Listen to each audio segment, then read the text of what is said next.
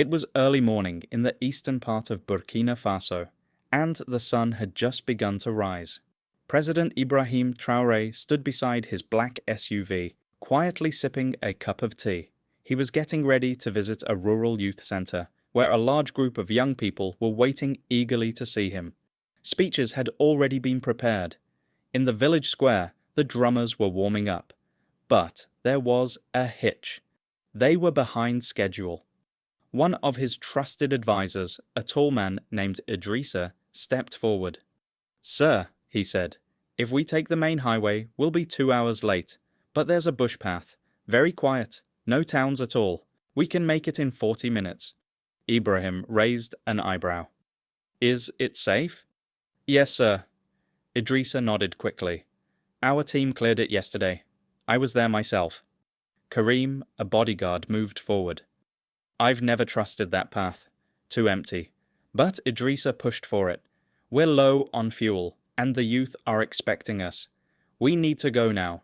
Ibrahim hesitated for a moment, thinking. Then he nodded. "All right, let's use the shortcut." The convoy of 5 vehicles began moving, 2 armed trucks in front, the president's SUV in the middle, and 2 more behind. The road was rough and narrow, surrounded by tall, dry grass. Not a single person was around. No homes, no animals, no signs of life. Just silence.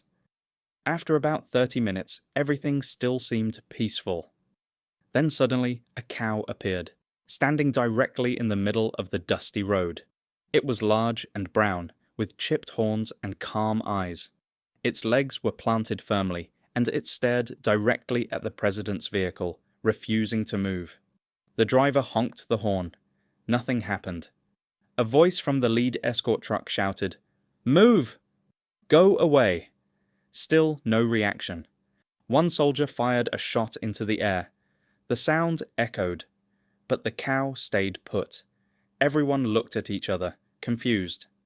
"It's just a cow," one of the guards said. "Let's push it out of the way." 2 soldiers stepped down and gently tried to guide it using sticks. The cow backed up slightly, then went right back to its spot. President Ibrahim, watching from the SUV, looked puzzled. He rolled down the window. "Why hasn't it moved?" he asked. "No clue," Karim answered. "It's acting weird." "Try going around it," Idrissa suggested quickly. "We're losing time." The driver began to steer slightly off the road, but something deep inside Ibrahim made him uneasy. He looked once more at the cow. It wasn't afraid. It wasn't running away. It simply stood its ground, right in the middle of the path. Then Ibrahim did something unexpected. "Stop the vehicle," he ordered. The driver followed the command instantly. "Send someone to check beneath the cow." "Sir," Idrissa said nervously, "it's just a cow." "I said, look at the ground." 2 guards stepped forward carefully. One bent down, checking the soil near the cow's front legs. Suddenly, he jumped back. "Sir, there's something here." The entire convoy froze. Everyone hurried to the spot. Just beneath the surface, half buried under the dirt, was a thin metal wire, almost invisible. The soldier gently traced the wire with his hand, and then gasped. It led directly to a mine, a real landmine. Karim shouted in alarm, "Sir, we've got explosives here." Not just one, 3 mines, all planted together. Gasps, yelling, radios crackled to life. The road had been set as a trap, and that cow had just saved them in time. President Ibrahim stepped out slowly. He looked at the cow, then at the ground, and finally at Idrissa. For the first time, he saw fear on his advisor's face. The area was still quiet, but the silence felt heavy. Soldiers quickly moved in, weapons ready. Radios buzzed with urgent messages. The discovery of 3 hidden landmines had changed everything. And yet, the cow hadn't moved. It remained there, calm, steady, watching. President Ibrahim Traoré walked forward, his eyes locked on the spot where the wire poked out from the earth. He didn't speak. He didn't blink. His thoughts raced. "This road was cleared yesterday," he said at last, turning toward Idrissa. "Yes, sir. Idrissa replied quickly, beads of sweat forming on his forehead. Our security team checked it. Nothing seemed wrong. Karim, the head bodyguard, crouched beside the wire. This was planted recently, he said firmly. Very recently. Look. He pointed at a fresh bootprint right next to the explosive. The soil was still loose. This definitely hadn't been here the day before. Ibrahim narrowed his gaze. Someone had known they'd be passing this way. Idrissa tried to speak again. Sir, maybe the enemy just recently placed them, hoping any random vehicle would drive by. But Ibrahim didn't respond. His eyes were fixed on Idrissa's hands, nervous, twitching, his glances flickering. Then something struck him hard. Idrissa had really pushed for this road. Way too much. We were meant to go through Koudigou, Ibrahim said carefully. So why were you so determined to take this path? Idrissa fumbled. I only thought we'd get there faster. You said we were behind schedule. Karim stood upright, one hand near his weapon. But this route isn't even listed in our official travel routes, and you told us you supervised to the road check yourself, right? Idrissa swallowed hard, his throat visibly moving. Yes, I did. Siku, the commander overseeing security operations, arrived on a motorbike with extra soldiers. He got updated quickly, then walked up to Ibrahim. Sir, can I have a word? Privately? The two stepped aside. I don't trust him, Siku said quietly, motioning at Idrissa. And you're not going to like what I just uncovered. What is it? Ibrahim asked. Siku continued. One of Idrissa's private guards was caught trying to send coordinates to an unidentified number. We traced it. It links to a satellite uplink owned by a foreign private military contractor. Ibrahim's expression went stone cold. He looked across at Idrissa, who was now faking activity on his phone, swiping nervously. He's the one who led us to this route, Ibrahim muttered. And someone out there made sure mines were waiting, Siku added. At that very moment, a soldier near the cow called out, It's moving. Heads turned. The cow, slowly and silently, walked off into the bushes, as if its purpose had been fulfilled. No one chased it, no one even spoke, but deep inside, they all knew that cow had just saved their lives. Sir, Karim said quietly, this isn't just luck. This feels like a sign. Something much bigger is at play here. Ibrahim nodded. Then he turned to his unit with a sharp, cold order. Search every part of this road, every tree, every patch of grass, and arrest Idrissa.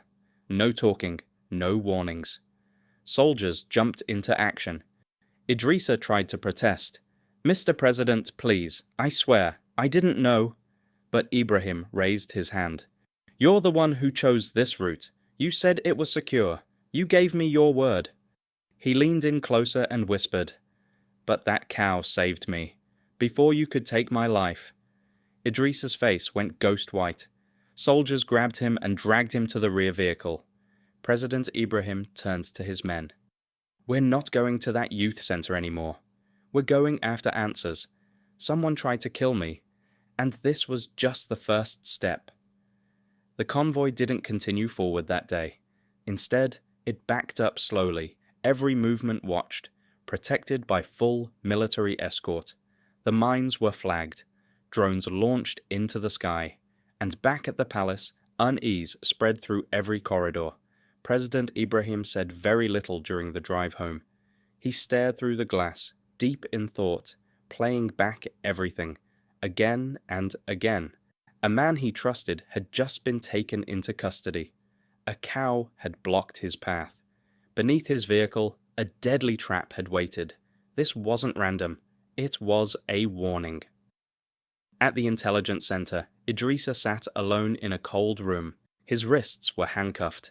Sweat soaked his temples. Commander Siku stood across from him. We looked into your phone, Siku said firmly. You tried wiping your location records, but our system recovered everything. He placed printed documents in front of Idrissa.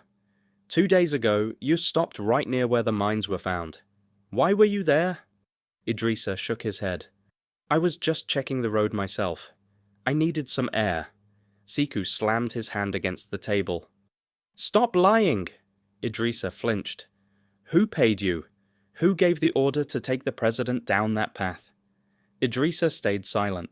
Siku narrowed his eyes, then smirked coldly. Fine, let me show you something. He turned on a monitor. A video began to play. Blurry night footage from a hidden camera placed by locals near a telecom tower. It showed Idrissa talking to a man in army boots. The man wore a cap pulled low. He handed something to Idrissa. A satellite phone. We found that exact device under your car seat, Siku said. You forgot to get rid of it. Idrissa's lips quivered. Finally, he broke. They told me. They only wanted to scare him, make him afraid, easier to control. They swore it wouldn't kill him. Just send a message. Who are they? Siku pressed. Idrissa lowered his gaze. I don't know their names. I was paid. They promised me things. His voice dropped. They hate him. They hate that he's bringing Africa together. They said if Traoré keeps rising, Western powers will lose control. Siku leaned back in his chair. So you sold out your own people? For what? Money and fear? Idrissa said nothing. Later that evening, President Ibrahim sat alone in his office. In front of him was a folder filled with evidence, pictures, maps, phone records, and one strange photo. The last image captured by a drone flying above the site. It showed the cow, standing peacefully in the exact middle of the road, right above where the mine was buried. Ibrahim stared at the photo for what felt like hours. The cow, motionless, right above the mine, like it knew. Commander Siku entered quietly. It's confirmed, he said.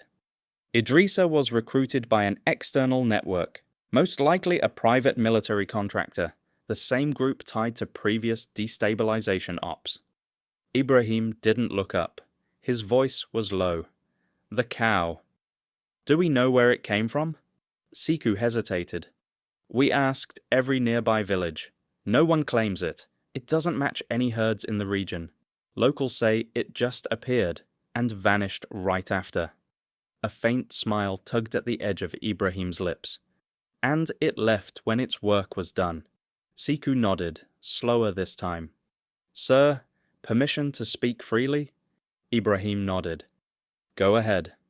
That wasn't just livestock. That was something else entirely. Ibrahim finally turned away from the photo and looked out the window, voice firm now. I know, and I don't take it lightly. He rose to his feet. We have enemies with satellites, with pens and pocketbooks. They think power is bought. They think we're alone. But now they've seen something they can't explain. He faced Siku. Draft a message. Let the world hear it clear. Africa's road is not carved by fear. It's guarded by something greater. He allowed a rare smile. Even if it walks on 4 legs and has horns. 2 days had passed since the aborted ambush, but the whispers had spread across Burkina Faso like fire in dry grass. A cow saved the president. Was it luck or divine? The palace remained silent. No statements, no press briefings. President Ibrahim Traoré wasn't afraid. He was calculating. Because something still didn't add up. If Idrissa was the leak, who fed him the exact GPS coordinates? Landmines like those aren't planted blindly. They require timing, precision, insider knowledge. That night, Ibrahim called an emergency meeting. Only 4 men in the room. Commander Siku, the cyber intelligence chief, and 2 officers from internal defense. His voice was steady. I want a full scan of every palace device. Phones, radios, consoles, anything with a signal. We missed something. They worked through the night. At 4:37 a.m., they found it. A palace-issued tablet belonging to one of the security camera supervisors held a file labeled simply Giraffe Track Version 5. It was well hidden, under layers of false logs and encrypted folders. Inside was live tracking data of the presidential motorcade. Route, speed, stops. It updated in real time until the exact moment the cow stepped onto the road. They were watching your every move like a video game. The cyber chief whispered. Every turn, every stop, streamed live. The trail led to Lieutenant Dwamba. Logistics, quiet, well-liked, 6 years at the palace. No one suspected him. But when the arrest team moved in, he didn't resist. He confessed. I was promised a new life, he said. Money. A foreign visa. They told me the president would be replaced peacefully. That it was already arranged. Commander Siku leaned closer. Who's they? Dwamba looked down. His voice dropped. Foreign contractors, private security outfits. One of them was American. He had a badge, Langley Group support. Siku's jaw tightened. His gut sank. The pieces were lining up. This wasn't just betrayal. This was an operation. An international one. Later that day, President Traoré sat alone in his quarters. No aides, no noise, just the hum of wind outside his window. He reached for his private notebook, the one no one else ever touched. He turned to a blank page and wrote just one sentence. They tried to kill me with my own men, but something far greater stood in their way. Then he stood up and made a choice that would shake the whole world. That night, a last-minute TV broadcast was announced. Millions in Burkina Faso tuned in. People in Mali, Guinea, Niger, and even in France and the US were watching too. President Ibrahim Traoré appeared on screen, calm, firm, clear. Someone tried to kill me this week, he began. Not in battle, not by rebels, but by men in suits, smiling while they plant bombs on our roads. He paused. They sent agents into our palace. They used foreign money to buy our brothers. They planned my death using my own land, my own convoy, even someone close to me.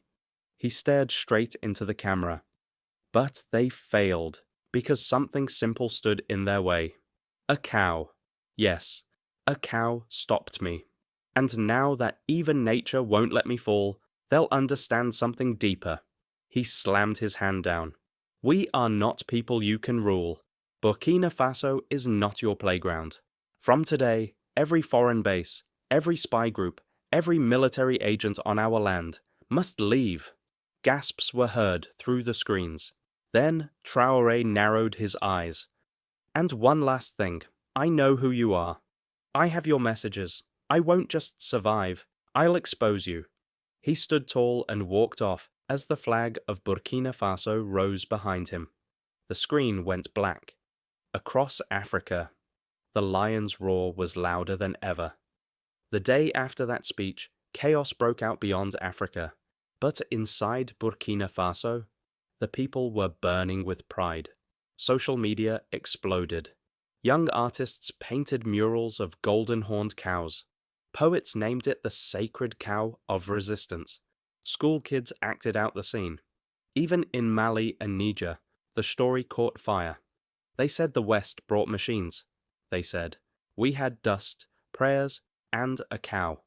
But in the shadows, far from Ouagadougou, anger was rising. In a private meeting room across the ocean, inside a top security military contractor's office, 3 foreign men kept replaying the speech. One of them, American, sharpsuit, slammed the table. He wasn't supposed to live, he hissed. That road was clear. We tracked him. How did a cow destroy a $3 million plan? Another man, British, leaned in. There's only one answer. We misjudged him. They brought out new plans. No more landmines. This time, it had to be quiet and final. Back in Burkina Faso, President Traoré worked alone. He hadn't slept more than 4 hours in days. He studied his enemy's moves, checked every name, every message, every weak spot in security. And above all, he waited. Because he knew. They would strike again. He told Siku, the cow gave us time, but the storm isn't over. Now we must hit first. Meanwhile, In the city of Bobo Dioulasso, a young cattle herder came to the local mosque. He had a strange story. He told the imam, "One of my cows vanished for 2 days. It came back, with burned hair on its leg and red paint on its horns." He whispered, "I think it's the one from the President's Road." Word spread fast. Traoré heard the report and quietly ordered the cow to be brought to the palace, with full protection. Not to worship it, not to parade it, to study it. The next day, lab results arrived, and what they found was shocking. Traces of human blood. Old, dried, but human. And not from the cow. Someone had bled near it, or tried to hurt it. Was the cow attacked before the convoy came? Did someone try to move it and fail? Sikh returned with new intel. "Sir, we caught fresh chatter. They're coming again, not with bombs or drones, but with a trick, a diplomat, a handshake, a gift." Traoré nodded. "Then we'll welcome them, with open arms." He smiled, and shut the trap. 3 days later, a foreign peace group arrived. 4 officials, friendly faces, a gift box from their embassy, books, electronics, custom tea from the Alps. But hidden inside the tea box was a thin black device with a small injection needle, just like the poison pen from before. This time, it was hidden in a bracelet. 1 handshake, 1 second, and the poison would enter the skin. Enough to stop a heart in under a minute. But Traoré already knew. As the group waited in the palace meeting room, sipping cold drinks, the door flew open. Soldiers stormed in, guns raised. "Nobody move!" The 4 men froze. One reached into his pocket. He was slammed to the ground. The bracelet was taken, the injector removed, the truth exposed. This wasn't a peace mission. It was a final strike. One of the captured men finally broke down. "We tried it all. Threats, bribes, bombs, poison. But he still lives. How? How does he always survive?" Sikh looked him in the eye and calmly answered, "Because he fights for the people, not for power. And sometimes even animals fight with him." That night, President Ibrahim stood before his nation once more. "They called us weak," he said. "But the weak don't survive this many attacks. The powerless don't uncover betrayal. The powerless don't shape history with cows and children. Today, we didn't just make it through another deadly plan. We crushed the belief that Africa can't defend itself." As the sun dipped behind the hills of Ouagadougou, a warm orange light spread over the land, casting long, gentle shadows across the president's residence. In his private garden, President Ibrahim Traoré stood quietly, staring far into the distance. Behind him, the entire country was alive with pride. The plotters had been caught, the people were wide awake, and his enemies silent. Still, Ibrahim knew deep down, this wasn't the end, because where there's power, more danger always follows. His phone buzzed, a message from Sekou. "The diplomat we caught has talked. More are hiding, in embassies, aid groups, even elite schools." Ibrahim looked at the message, locked the phone, and turned around to face a new statue, an enormous cow just placed in the garden. It had been built by young welders using broken parts from old army vehicles. On its base, a plate read, "It stood tall when the world tried to bring him down." The next morning, President Traoré called a secret meeting. Only 5 people joined him: Sikh Karim, his intelligence chief, and 2 respected spiritual leaders. "What we're dealing with isn't just physical anymore," Ibrahim began. "It's a mental war. Bribes, lies, pressure, and sneaky tactics." One imam nodded slowly. "That cow, sir, it didn't just stop an explosion. It showed us where the traitors were hiding." Karim added, "People trust you more than ever, but the enemies are regrouping. We must act now." That's when Ibrahim explained his new plan. He called it Operation Mirror. The idea was simple. Every foreign ally would be quietly observed. Palace workers would be rotated often and checked. And if anyone tried anything, by weapon or by handshake, it would be exposed in public, loudly. No more silence, no more covering up betrayal. From now on, the people would hear everything. Days turned into weeks, and no new threats came. But the world started to take notice. Burkina Faso was no longer easy to push around. Bribes failed. Warnings were ignored. Western embassies begged for meetings. None were granted. Traoré had changed. He wasn't just a president anymore. He had become a living story.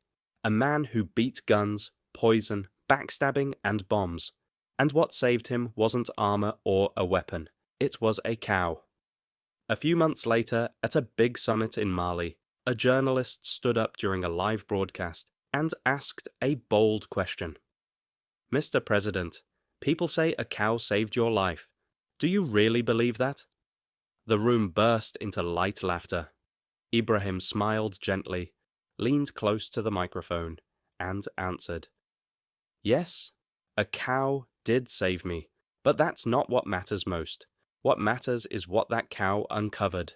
It showed us that betrayal hides in quiet places. It showed us that even the land itself speaks, if we're humble enough to listen." The room went silent, then broke out in loud claps and cheers.